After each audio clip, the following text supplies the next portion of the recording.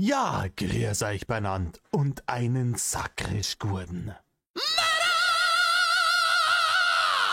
Jetzt Kasperl! So, ihr habt es ja schon gemerkt bei den letzten Videos. So hundertprozentig kriege ich es nicht hin mit der Sommerpause. Irgendwann juckt es mir dann doch wieder. Aber ne? Ich habe zurzeit wenig Zeit für die Kasperei da. Arbeitspulli und so weiter und die wenige Freizeit, die ich habe, ganz ehrlich, wenn das Wetter danach ist, habe ich andere Sachen zum Tor. Und ansonsten versuche ich mir zwischenzeitlich dann auch noch ein bisschen Zeit aus die Rippen zum Schneiden, um ein bisschen Diablo 4 zu spielen. Was gewöhnungsbedürftig ist, weil es das erste Mal, dass ich ja Diablo auf der Konsole spiele. Ich habe die anderen seit 25 Jahren eigentlich bloß auf PC gespielt. Na gut. Der Dicke spielt's auch. Ich habe ein paar Ausschnitte gesehen. Ich weiß nicht, ob man da Amnesty International schon einsetzen muss. Weil ich meine, Peter hat sich ja darüber beschwert, als wegen dem Kanuki-Suit von Mario, dass das ja Tierquälerei ist. Also offensichtlich zählt das digital. Also meiner Meinung nach ist das schon menschenrechtswidrige Folter, was der mit seinem Barbaren da macht. Also es ist halt wie Rainer halt immer spielt. Wenn in einem Spiel du nicht einfach balls deep reinspringen und sofort alles zerstören kannst, was ja absolut nicht witzig ist, macht ja keinen Spaß, so ist ja keine Herausforderung, dann ist es nichts für Rainer. Rainer springt in die Menge, versucht Whirlwind zu machen, merkt, huch, das hat nicht funktioniert, weil die haben mich alle sauber hergeklatscht. Und danach versucht er das gleiche genau nochmal. Ist wie im richtigen Leben. Es ist wie im richtigen Leben. Rainer merkt, hey scheiße, die Hater machen mir das Leben zur Hölle, weil ich mich aufführe im Internet wie das allerletzte Arschloch. Und dann hat er kurzzeitig einmal seine Ruhe. Anstatt dass er sich dann denkt, ja nee, jetzt schauen wir, dass wir es besser machen. Ja, in Zukunft wird das nicht mehr so passieren. Ich ändere das jetzt. Dann ändert sich mein Leben und alles wird schön. Gleich nochmal von vorne. Na gut, wir haben einen kurzen Ausschnitt dabei beim Fort Blue. Und zwar ist das, glaube ich, von gestern in der Früh. Der ganze Bums dauert 5,5 Minuten. Mal schauen, ob ich es unter einer halben Stunde hinkriege. Schwierige Rede, jetzt schon seit 3 Minuten. Und, ich habe ein neues Bild hier drin. Für den Fall, dass wir jemanden zensieren wollen. Ich habe nämlich jetzt, ich habe mir das bei Serial jetzt abgeschaut. Ich möchte jetzt seine Stream-Part auch immer zensieren. Egal, ob es jetzt der Prinz ist oder nicht. Ich weiß, das ist jetzt der Morgenstream, da werden keine Partner reingeholt, da ist bloß Labern und Musik gegen die Hater spielen. Aber, wenn er Streampartner hat, damit die bei mir nicht zu sehen sind, was sie ja gerne wollen. Ich glaube, der Prinz steht richtig drauf, dass er zu sehen ist in Hater-Videos. Ich glaube, das ist, wo es ihm drauf ankommt. Fame und so. Da kriegt man stattdessen jetzt dieses zu sehen. Fame. Und er hat gesagt, Rainer hat gesagt, ja, er weiß gar nicht, was die wollen. Die Beine schauen doch gesünder aus als davor.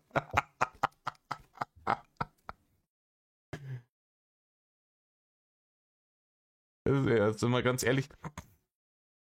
Also allein von der Farbe her schaut das rechte nicht gesünder aus als davor. Ja, es ist vielleicht ein wenig, es hat vielleicht ein wenig Wasser rausdruckt mit den Thrombosestümpfe. Das kann schon sein. Ja, aber ausschauen tut's immer noch wie kurz vor der Amputation. Und über das linke brauchen wir nicht reden, oder? Also, ganz ehrlich, wenn mein linkes Bein so aussehen würde, dann würde ich aber mit Vollkaracho ins Krankenhaus melden und sagen, bitte, bitte helft mir, ich mache alles, aber bitte, ich möchte weder sterben, noch dass das Bein wegkommt. Und schon dreimal nicht, da die mir extra die Hosen hochkrempeln, damit man das ganze Unheil auch noch betrachten kann, wenn ich in der Öffentlichkeit umeinander bin. Ähm, ich weiß nicht, warum er das macht. Also, meine Vermutung ist genauso gut wie eure. Manche Leute sagen, ja klar, ist halt heiß, ist eine Möglichkeit. Ich glaube aber nicht, dass der noch irgendwas spürt in den Beine, was nicht abartige Schmerzen sind. Ich glaube, da ist dann das bisschen Wärme vernachlässigbar. Die zweite relativ valide Möglichkeit, die ich gehört habe, war, er macht das, damit die Leute das sehen, um Mitleidsbarne zu erbetteln. Oh, der arme Mo lebt auf der Straße, schaut, wie er jetzt schon ausschaut, wie ihn das Leben auf der Straße gezeichnet hat. Äh, nicht wissend, dass ihn das Leben in der Schanze so gezeichnet hat. War schon vorher so. Das hat mit der Straße nichts zu tun. Ich habe aber nochmal ganz heiße Theorie. Ich weiß nicht, wie das ist mit solchen Achsen. Ja, ich habe sowas noch nie gehabt. Ich kenne keinen, der das gehabt hat.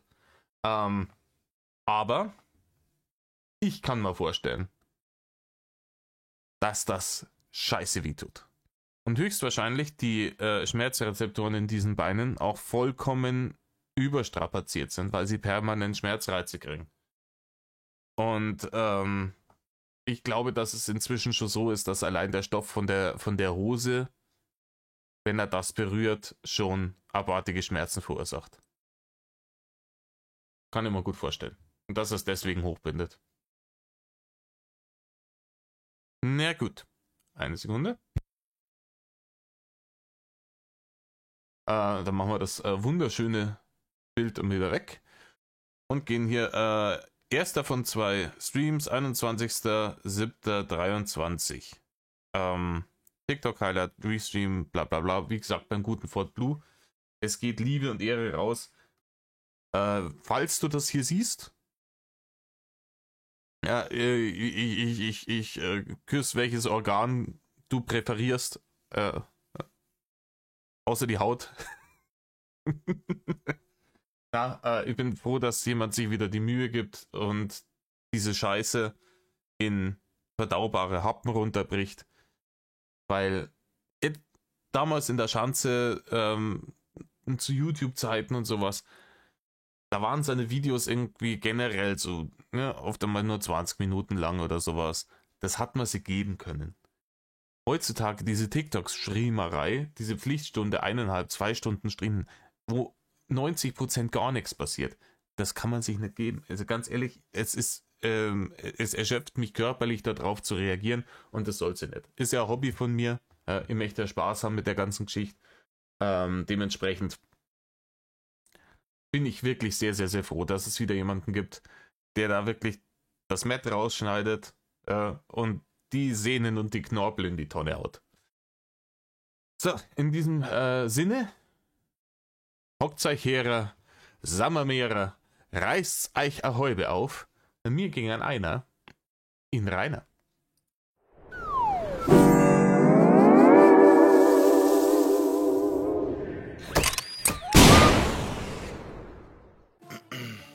Ich mag Züge. Nein, nein, nein.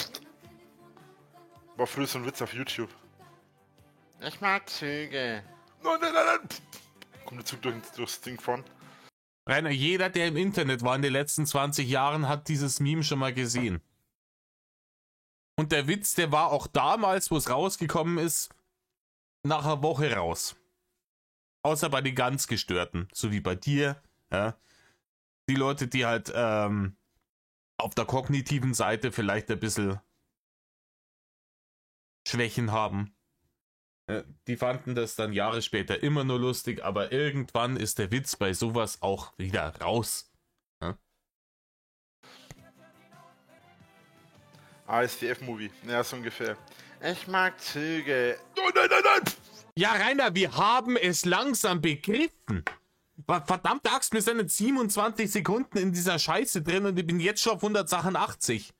Ja, ich mag Züge, bla bla bla, hahaha, das war super witzig damals. Soll das jetzt dein Content sein? Dass du redest über irgendwelche ausgelutschten, uralten Memes aus den frühen 2000er, oder?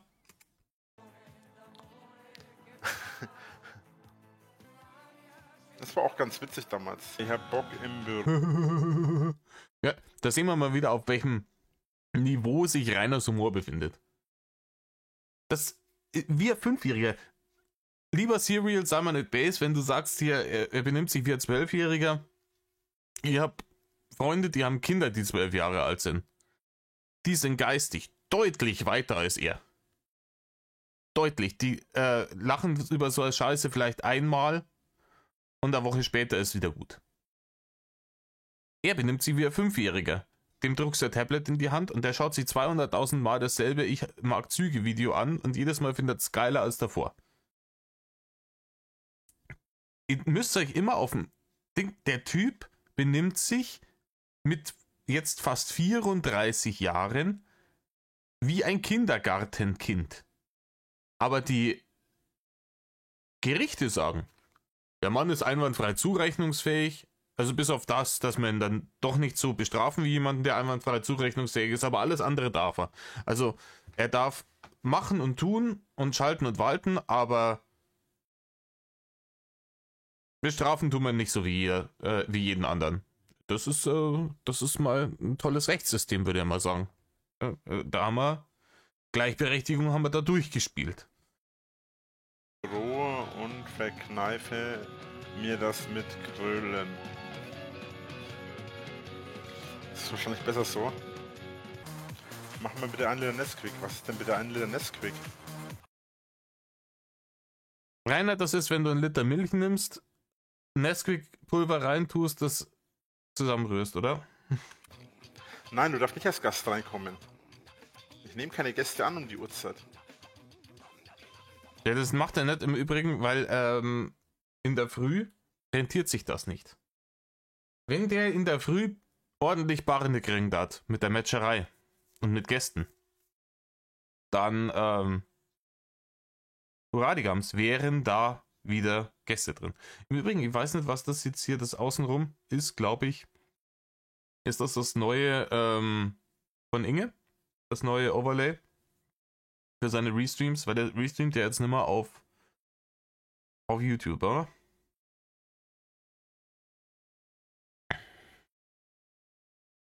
Aber es schaut so aus. Live-Einnahmen, Tageseinnahmen, monatliche Einnahmen. What the fuck? Sind es diesen Monat auch schon fast 3.000 Euro? Sie geht das richtig. Ja, willst du mich komplett verarschen? Nach 3 Wochen. Aber wie gesagt, früher oder später fickt ihn die Steuer. Und ich freue mich auf den Tag. Ich freue mich auf den Tag, an dem er da im Streamen hockt und umeinander heult. Man lässt mich nicht in Ruhe, die Hater haben, bla bla bla. Die Hater, die beim Finanzamt arbeiten. Ich freue mich drauf. Ne? Ich freue mich drauf. Und jetzt immer. Korn. Ja, ich mag auch Korn, aber er macht ja diese Muckelauferei nicht als Fanmanagement. Er macht ja das, weil er sich denkt, man könnte es die Hater nicht mal monetarisieren, wenn sie es benutzen. Ja, Pechschissen, du Arschloch, ich monetarisiere die Scheiße hier sowieso nicht. Die fiese Locke, ne? Schaut mal, das ist eine Locke. Wow, eine Locke, Rainer. Krass. Das ist eine Locke, Alter. Boah, das ist eine Locke, ey. Nicht mit meinen Locken, ey. Oh, ja. Soll ich dir mal zeigen, wo der Frosch die Locken hat? Voll die Korkenzieher-Locken, ey. Hast du Lust auf eine Poolparty? Na, logisch. Ja, das kann ich mir vorstellen. Er hat neulich erzählt. Also auf der einen Seite hat er gesagt, in 2 verschiedenen Streams hat er 2 verschiedene Geschichten erzählt. Das eine würde eher der Wahrheit entsprechen, aber ist natürlich vollkommen utopisch. Erst einmal hat er gesagt, wenn er 120 Millionen im Lotto gewinnen würde, dann würde er 3 Millionen oder sowas würde er sich auf die Seite legen und dann würde er sich so ein paar Träume erfüllen und den Rest, den Großteil würde er verschenken und spenden. Oh, shit. Weil, also, keinen Cent würde der hergeben. Keinen Cent würde der hergeben. Und dann hat er aber in einem anderen Stream, ich weiß nicht, ob davor oder danach, das ist ja jetzt auch schon ein paar Wochen her, hat er dann gelabert von wegen, ja, nee, wo siehst du dich in so und so vielen Jahren? Ne? Und, ja, auf meiner eigenen Insel mit der Villa, mit Poolpartys, mit Beach Girls und Beach Boys. Ja, von 3 Millionen wirst du das wohl kaum finanzieren können, eine eigene Insel mit deinen Poolpartys, mit deinen Beach Girls und Beach Boys. Du Dulli. Aber der Pool, in den ich passe, ist noch nicht erfunden worden. Das ist allerdings richtig. Beziehungsweise ist halt Wasserverschwendung. Weil in dem Moment, in dem du in den Pool reingehst, sind halt ein paar Kubikmeter Wasser wieder draußen. Chapos oder so ähnlich wissen, wer der Babbo ist. Wissen. Ich glaube, in den Pool passt du. Ich wiege über 200 Kilo. Wenn ich da reinpasse, dann passt kein Tropfen Wasser mehr ran. Ach so, Herr Winkler. Sie wiegen doch über 200 Kilo. Ich habe da neulich so ein Frequently Asked Questions Ding von dir gelesen. Da ist drin gestanden, man soll dich nicht nach deinem Gewicht fragen. Du wiegst, was da gestanden? 180 Kilo. Hast du entweder in die letzten 3 Tage 30 Kilo zugenommen? Oder hast du da vielleicht gelogen? Kann das sein? Ja, warst du ein bisschen lülülü? Kleines bisschen? Aber es ist schön, er liegt sich immer wieder selber, er verplappert sich immer wieder selber, er deckt seine eigenen Scheißlügen immer wieder auf. Da braucht kein Hater auf dieser Welt irgendwas tun, er reitet sie immer wieder selber rein in die Scheiße. Ey, ich wieg 180 Kilo, bla bla bla, die Hater erzählen immer, Spal, die Ball, die Bums. Und dann, ey, ich wiege über 200 Kilo. Rainer, auch flexen damit über 200 Kilo zu wiegen, weiß ich nicht. Würde ich jetzt nicht so fühlen. Ich wiege die Hälfte davon. Hast du dann mal Lust, Bier und Wasser gehen auf meinen Nacken? Lieber Drache oder Hater oder was auch immer du bist, Rainer trinkt doch kein Bier. Der Rainer, der trinkt doch kein Bier, weil es nicht nach Zuckerwasser schmeckt. Rainer trinkt nur Bier, wenn ordentlich Zuckerwasser reingeschüttet worden ist, so dass es nicht mehr nach Bier schmeckt. Also dass er eigentlich das Zuckerwasser gleich saufen könnte. Streng genommen könnte der auch einfach sich so einen 6 Liter Ballon nehmen und 5 Liter Schwipschwap reinkippen und einen Liter Wodka. So, das wäre ein Träumchen, weil einen guten Wodka schmeckst nicht raus. Ja, da ist Zucker und er wird prall. Und jetzt kommst du nicht mit diesem, ja, der Rainer, der trinkt doch nix. Haha, haben wir gelacht. Wie stellst du dir das vor? Meinst du, ich kann da einfach mich ins Auto setzen, da hinfahren und da Party machen, ohne dass... Nein, Rainer, du kannst dir vor allem nicht ins Auto setzen und irgendwo hinfahren, weil du keinen Führerschein mehr hast. Und du kriegst auch keinen Führerschein mehr. Rein hypothetisch wäre es möglich, dass er inzwischen, er hat jetzt den Lappen schon ein Jahr weg, in 14 Jahren einen neuen Führerschein macht. Ohne MPU und ohne nix. Das wäre theoretisch möglich. Aber sehen wir der Tatsachen ins Gesicht, der Mann lebt in 14 Jahren nicht mehr. Na? Der Mann wird in 2 Wochen 34 Jahre alt. In 14 Jahren wäre er 48. Mag der eine oder andere meinen, so alt ist er das nur gar nicht. Jemanden, der über 200 Kilo wiegt, krankhaft adipös ist das schon alt. Komischerweise neigen nämlich diese Personen dazu, ganz oft irgendwie mit Anfang, Mitte 40 an so ganz wüsten Sachen zu sterben, wie Herzinfarkte, Schlaganfälle und dergleichen. Ganz komisch. Hat sicher nichts mit der maßlosen Fresssucht zu tun. Und wenn es das nicht ist, dann reißt ihn der Zucker weg, gegen den er nichts macht. Dass jemand mitbekommt, die Gerüchte im Rammstein interessieren mich nicht. Weil ich habe keine Ahnung, ob das stimmt oder nicht stimmt. Mir ist es völlig egal. Ich habe mit Rammstein eh nicht viel am Hut. Ich höre die Musik ab und an mal, aber auch nicht oft. Weil es gerne in der Arena nicht so mein Stil ist. Mir ist es aber scheißegal, ganz ehrlich.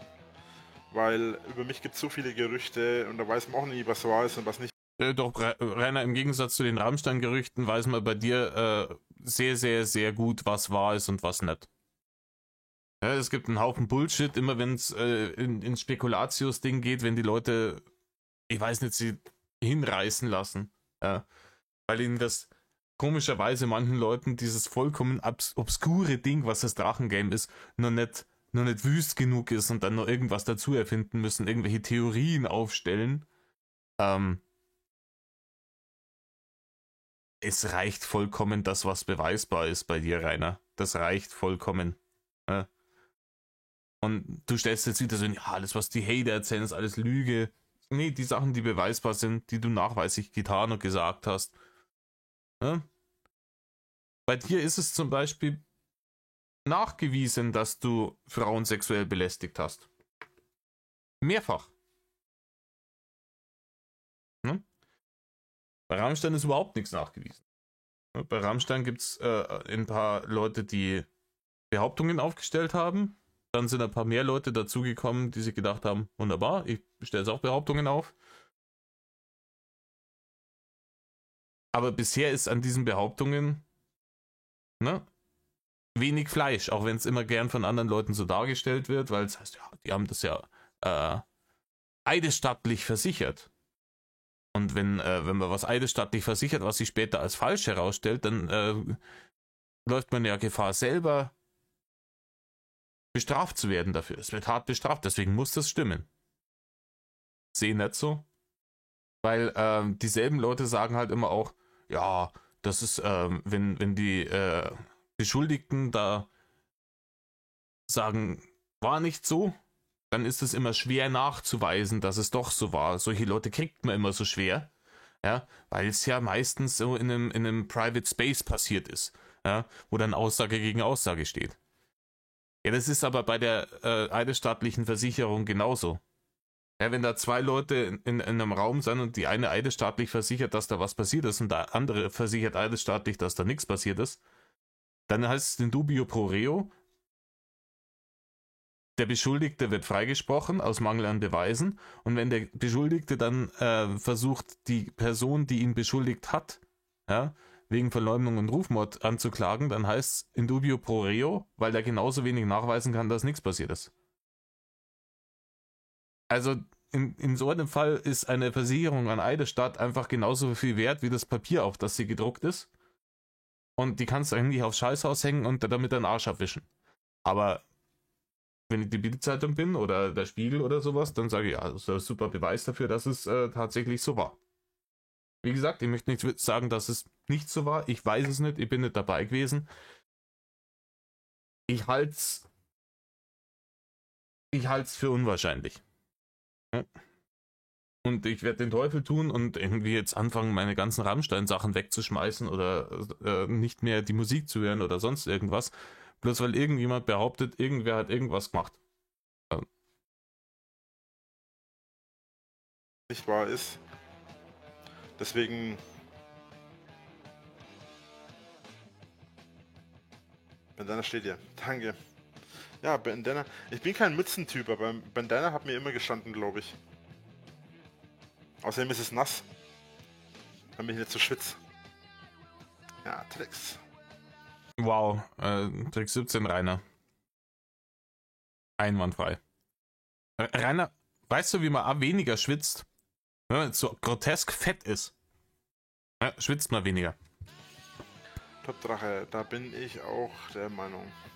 Ich gebe auf Gerüchte sowieso einen Fick. Also. Ach, übrigens noch eine Sache zu der Poolparty. Das bringt mir sowieso nichts, ich habe keine Badekleidung. Alter, nein, Rainer.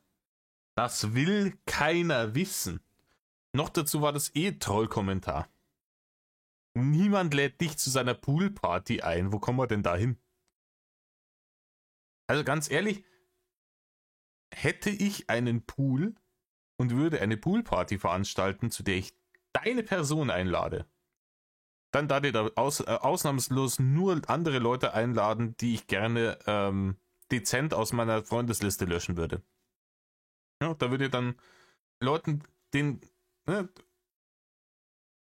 ich es nicht ins Gesicht sagen will, dass sie mich am Arsch lecken können, so dann, die lädst du dann ein und dann denken sie, na, mit dem tun wir nichts mehr, ey, der hat einen Drachenlord zu seiner Poolparty eingeladen. Dann bist du die los. Weil ich normalerweise keine benötige. Ja, weil du nicht baden gehst.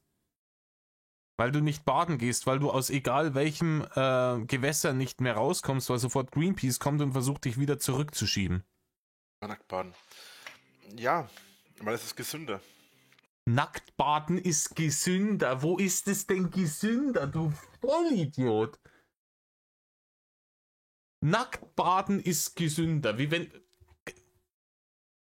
Hä?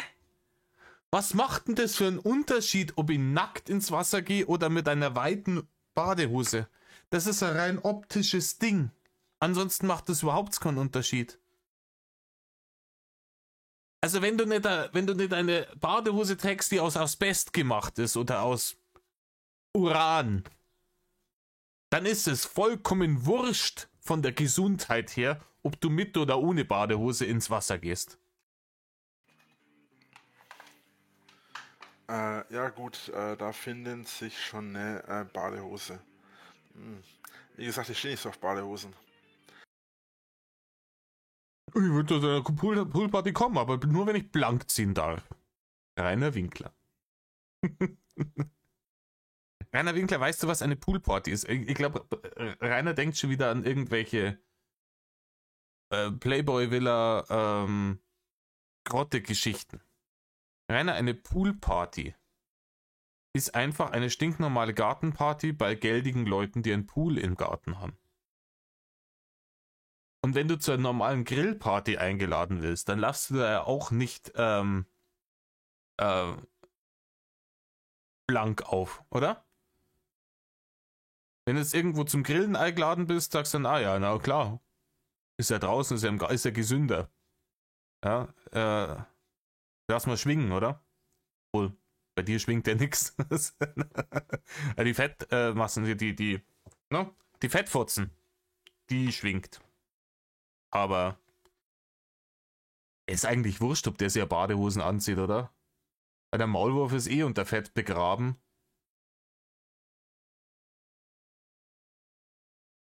Gibt's ja eh nichts zum Sengen, oder?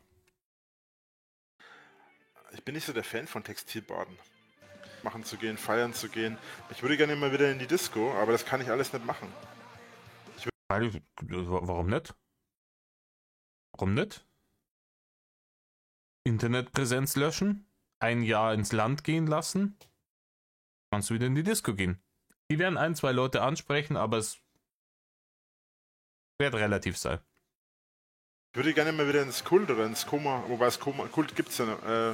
Rainer, wenn du ins Koma willst, da kann ich da helfen. Da kenne ich ein paar Leute. Die bringen dich dahin. Das Koma gibt's ja nicht mehr. Aber ins Kult würde ich gerne mal wieder gehen. Eine Grillparty mit Drachenlord. Ihr wisst schon, dass das krank wird. Das können wir nicht bringen, Leute. Aber glaubt mir, ich bin da auch sehnsüchtig. Ich würde echt gerne mal wieder in die Disco oder ins Kino oder sonst was. Rainer, wenn du so sehnsüchtig nach einem normalen Leben wärst, dann würdest du es leben. Du hast die Wahl, du bist derjenige, der das alles in der Hand hat. Und das sagt man das seit 10 Jahren. Aber das normale Leben, ja, das ist es dir nicht wert, auf die ohne Arbeit erbettelten Barne zu verzichten. Darum geht's. Nichts anderes. Ins Kino ging ja alleine, aber in die Disco oder so geht halt schlecht, weil gerade wenn ich in der Szene, ich meine, in der Szene selber passiert mir nichts, ne, weil... Rainer, da wäre ich mir nicht so sicher. Da wäre ich mir nicht so sicher. Es gibt so in der Metal-Szene wirklich erschreckend viele Leute, die noch nichts von dir gehört haben. Aber Leute wie ich werden dich nicht beschützen, wenn irgendjemand auf dich losgeht. Im Gegenteil. Also wenn du irgendwo auftauchen würdest, wo ich mit meinen Leuten bin, würde ich sagen, verpiss dich. Ne? Du bist ja unerwünscht raus. Das weiß ich, da passiert mir nichts. Es war in der Vergangenheit schon mal so, dass da Leute versucht haben, Stress zu machen innerhalb der Szene. Also die gehörten nicht in die Szene, aber die waren halt da auch auf Event. Und da passiert mir nichts, weil da passen die Leute, Metaler passen aufeinander auf, so. Das Problem ist, dass du kein Mettler bist, Rainer. Rainer, du bist ein Subkulturparasit. Das bist du. Du bist ein Subkulturparasit. Du hast dich in diese Szene reingezeckt und ich habe ich das letzte Mal schon gesagt, einen Verdacht, wie das passiert ist. Hm? Meiner Theorie nach ist Ramoner damals in diese Szene reingekommen und hat da dann Leute gehabt, die waren halt dann Nordic auf sie, die aus der Szene waren, die halt Rock oder Metal oder sonst was gehört haben.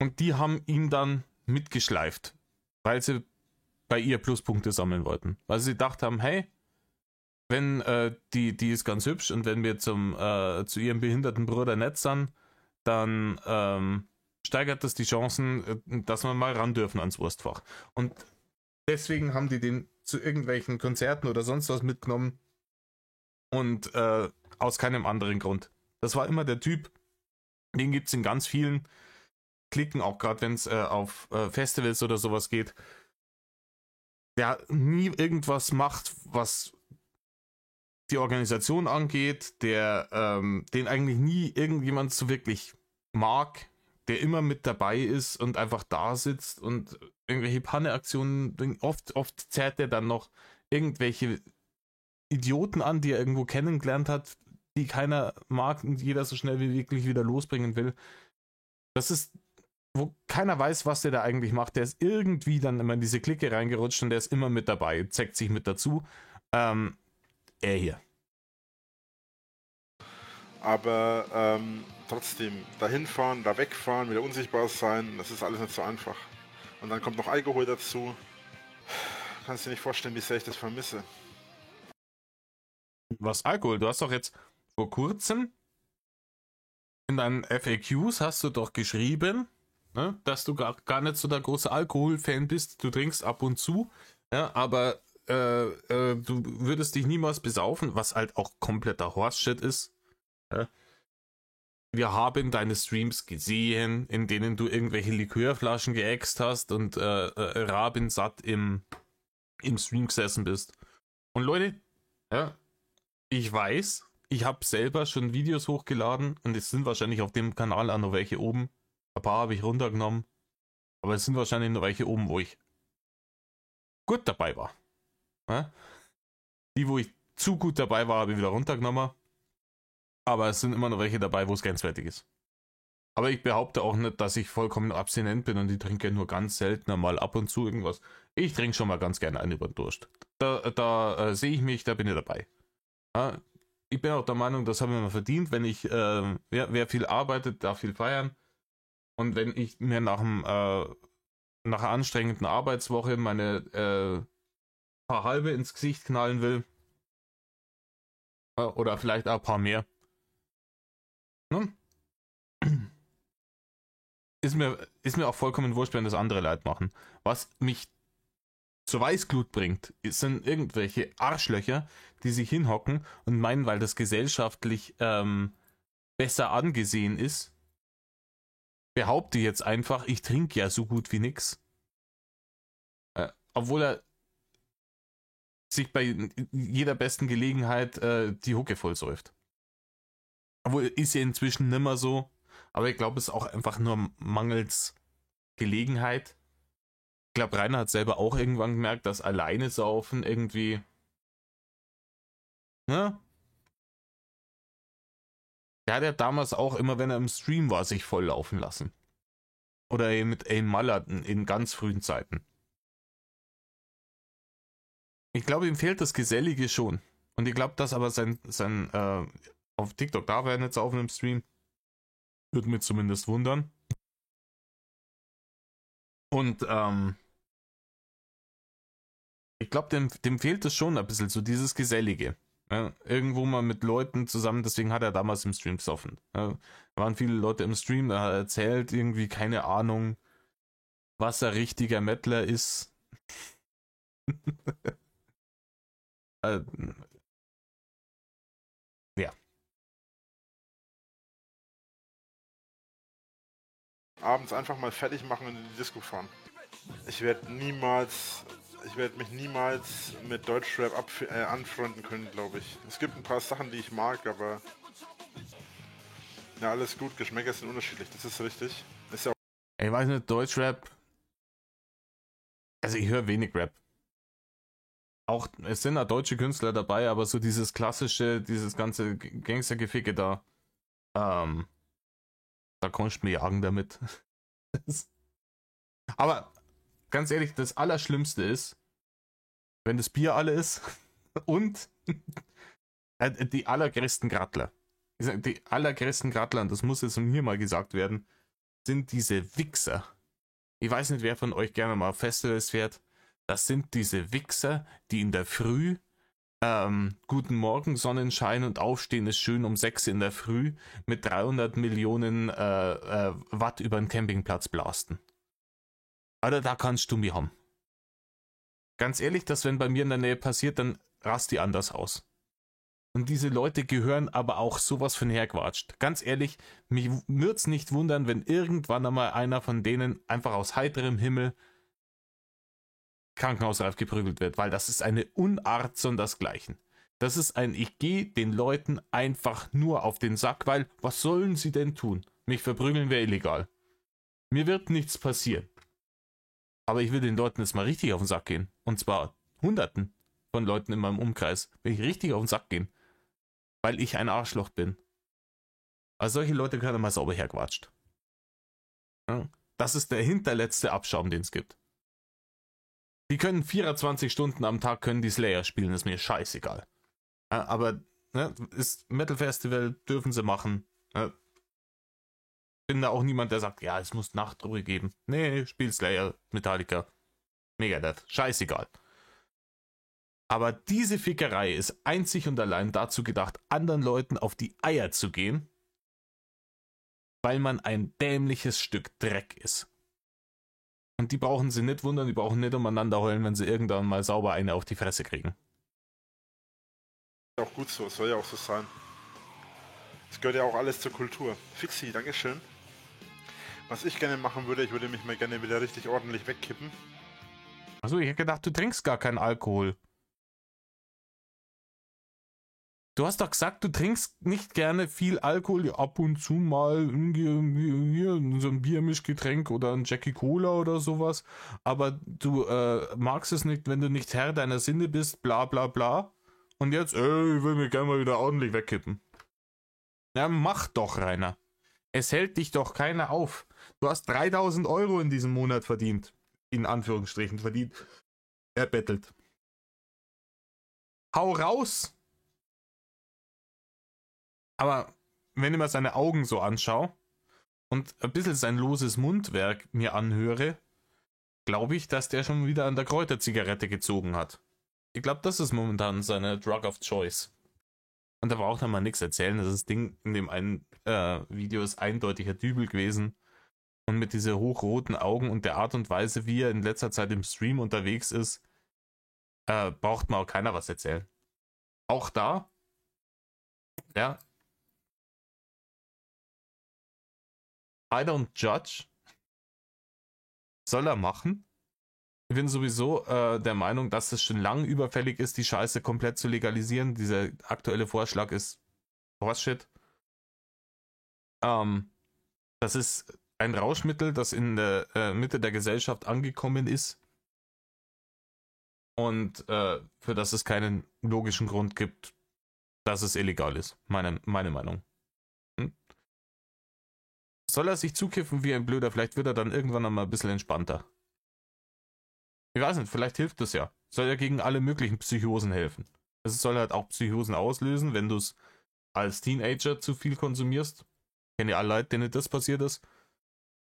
Aber es soll ja dann, gerade im Erwachsenenalter, Gehirn ist fertig ausgebildet, etc. bla bla, es wird sie auch zu therapeutischen Zwecken eingesetzt. Vielleicht hilft es ja. Gegen, ich weiß nicht, unkontrollierte Aggressionsausbrüche wie bei ihm. Ich spalt euch den Schädel, ich reiß auch die Gedärme raus.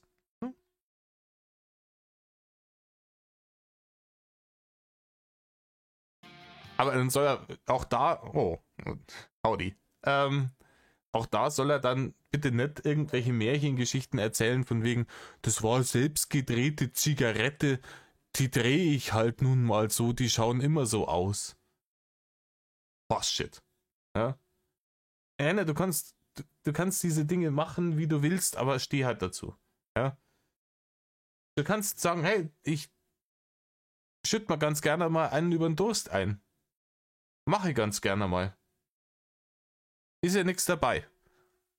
Oder du sagst ja, klar Buffy ab und zu mal an. Warum denn auch nicht? Ist alles gut. Aber ich bin strikt gegen Drogen und betrinken würde ich mich nie im Leben, weil ich immer Herr meiner Sinne sein will. Und dann aber puffen und saufen wie ein Geisteskranker, das ist halt diese Falschheit, diese Verlogenheit. Das ist es eigentlich, was ein Hauptproblem deiner Person ist. Rainer, ich glaube, wenn du nicht so ein verlogener Hodenkobold wärst, dann hättest du deutlich weniger Hater. Es kommen deine widerlichen Aussagen noch mit dazu, aber Menschen werden nicht gerne angelogen. Besonders nicht Menschen, die dir einen finanziellen Vorteil verschafft haben, aus reiner Gutmütigkeit, die werden schon zweimal nicht gerne angelogen. Und das ist ein großes Problem. Ob ich damit Blödsinn machen soll und sage, okay, wer jetzt eine Galaxie raushaut, hau ich mir das Teil noch gar rein. Na, gar schaffe ich es wahrscheinlich nicht. Eigentlich zu viel wahrscheinlich. Nee, dann ist es auch nicht die entsprechende Challenge. Also entweder du haust das Ding auf X rein, wenn jemand eine Galaxie droppt, oder nicht. Aber das mache ich eh nicht. Das schaffe ich eh nicht. Macht das nicht, das schadet nur. Ja, keine Ahnung, ich glaube, sein Reflux wird es kaum noch schlimmer machen können, als er eh schon ist. Also, ne? Ich finde es ganz witzig gerade mal. Ja, wir haben am Anfang dieses Videos herausgefunden, was alles ganz witzig ist, deiner Meinung nach. Ne? Ne? Irgendwelche Memes von Anno dazumal, die damals schon nur so ein bisschen witzig waren. Rain, wenn dir irgendwas nicht gefällt, sag es einfach, anstatt mit deinem Sarkasmus hier rumzueiern. Ja, wenn dir irgendwas nicht gefällt, dann sag das doch einfach. Dann wirst du halt gebannt. Da ist egal, wie viel Geld das dem gegeben hast. Und dann würde ich sagen, wir sehen uns dann auf Kick, hoffe ich. Und ansonsten Ich hoffe doch dann nicht. sehen wir uns heute Abend wieder um 20 Uhr genau hier auf TikTok. Da geht es dann weiter, da machen wir wieder Matches und ich weiß gar nicht, was noch alles. Das ist nämlich das Problem, du weißt überhaupt nicht, was noch alles. Aber Hauptsache Matches. Und da wird sein neuer Lieblingsmatchpartner, sprich der einzige, der sich auf TikTok noch mit ihm abgibt. Also das ist eine normale Aussage, die muss man sich auf der Zunge zergehen lassen. Der einzige, der sich auf TikTok noch mit ihm abgibt. auf dem großen Abschaum Social Media Netzwerk. der gute Prinz, der wird dann da wieder aus dem Schrank gezerrt und wie die Sau durchs Dorf getrieben. Den Typen habe ich auch richtig gefressen. Den Typen habe ich richtig gefressen. Zum einen, weil er dem Dicken so unnatürlich krass in den Arsch kriegt. Aber vom anderen Stern. Und zum anderen, weil ich weiß, dass er das nur wie ich die Barre nicht macht. Also wie er das sagen würde, Leute mit ein bisschen Bildungsstand würden sagen, der Barne wegen. Aber ne, der macht das, um Reichweite abzugreifen. Rainer weiß das auch, aber Rainer ist das scheißegal. Das Einzige, wo der Mund beim Rainer dann ein bisschen klein wird und die Stimmung ein wenig neutral, ist, wenn er dann ein Match gegen ihn verliert. Weil ihr dürft es nie vergessen, in Rainers Meinung befindet sich dieser Prinz in seinem Stream von Gottes Gnaden. Also von Rainers Gnaden. Und der darf da ein bisschen mitkaspern als Sidekick, um Rainer die Stichwörter zuzuschustern und damit die Leute ihm Barne geben können mit den Matches. Mitnichten darf er ihm die Show stehlen. Und dann wird der Mund sehr, sehr klein, die Stimmung sehr neutral. Und der Rainer muss sich brutal zusammenreißen, dass er noch den großmütigen Drachen spielen kann, der ihm das ja alles gönnt. Und ich glaube, das wird früher oder später, wird das ein bisschen... Das birgt Konfliktpotenzial, da ich mal sagen. Weil wenn Rainer etwas gar nicht mag, ist, dass wenn ihm jemand die Show stiehlt oder er sich das Rampenlicht oder gar Gott bewahre die Barne mit jemandem teilen muss, dann steht die Eskalation praktisch schon in der Prophezeiung geschrieben. Ja, so steht es geschrieben, so wird es passieren. Und ich freue mich auf den Tag. Ich freue mich richtig auf den Tag, an dem unser Dicker und der Prinz ihre Busenfreundschaft beenden, weil Rainer komplett ausrastet, weil ihm der Prinz zu sehr die Show stiehlt. Es gibt ja jetzt schon Leute aus dem Game, die sagen, hier, ein neues Game für den Prinzen. Sollen sie machen, hat er mit Sicherheit verdient, ist mir aber relativ wurscht. Ich spiele das Rainer-Game und wenn der irgendwann mal die Haxen hochreißt, bin ich raus aus der Nummer. Aber er bettelt drum, er will es ja. Ihr wird es bekommen, so oder so. Scheißegal, was ich dazu sage. Aber wenn ich gesagt habe, macht's das bloß nicht. Er wird dieses Game kriegen, das er so dringend haben will. Und er wird dann später, wenn er drinnen ist, merken, oh scheiße, ich stehe bis zum Hals in der Shittery-Do.